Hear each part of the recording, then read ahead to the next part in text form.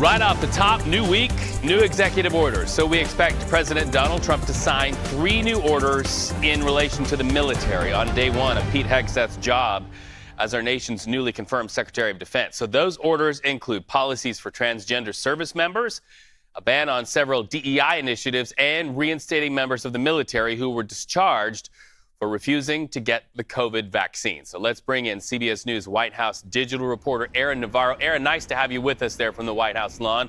Are these orders timed on purpose with Hegseth's first day?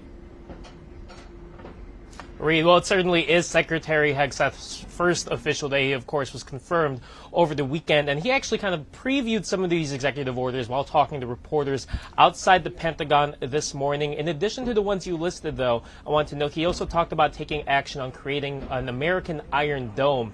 That's a reference to the missile system that's currently in place in Israel. But the executive orders that you listed are also kind of in line with what Hegseth would do, especially when it comes to DEI and kind of remaking the culture of the U.S. military.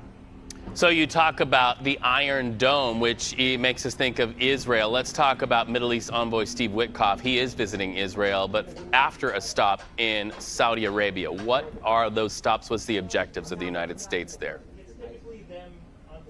Yeah, we know that Witkoff was crucial in the ceasefire agreement between Israel and Hamas. A goal that's expected for him during this visit is to make sure that that ceasefire is on track, especially when it comes to getting to phase 2, where you start to see more hostages released, more male prisoners as well. And we already saw some activity over the weekend when it came to kind of the order of hostages that Israel was going to release, that Hamas was going to release in exchange for Palestinian prisoners. Witkoff's presence, making sure that that ceasefire agreement is still on track.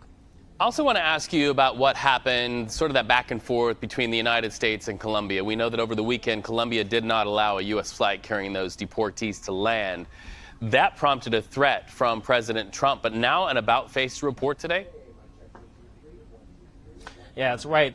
Colombian President Gustavo Petro really took issue with the fact that these migrants were coming in shackles, in U.S. military planes. But there was an agreement reached last night where Colombia says that they have guaranteed the conditions of these migrants will be, quote, dignified. They will still be coming on U.S. military planes. Colombia's president has offered his own presidential plane to help transport these migrants into the country. But certainly the risk of tariffs, a tariff war between the two, seems to be put on hold, and the U.S. had also said there would be revocations of visas for Colombian officials. That is still in place until the first plane of migrants arrives in Colombia, but certainly an about face, as you mentioned, when it comes to the types of planes these migrants are coming on.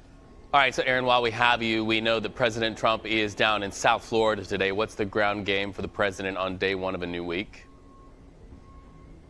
Yeah, the action is going to be in Congress, especially in these next coming weeks and months when it comes to the president's agenda. He's expected to address the House Republican retreat as they kind of try and figure out whether it's the 1 versus 2 bill approach and whether immigration, energy, tax policy all goes into one or is split up. And House Republicans are looking for more clarity on that. In part, they're hoping to get that potentially from Trump today in Florida.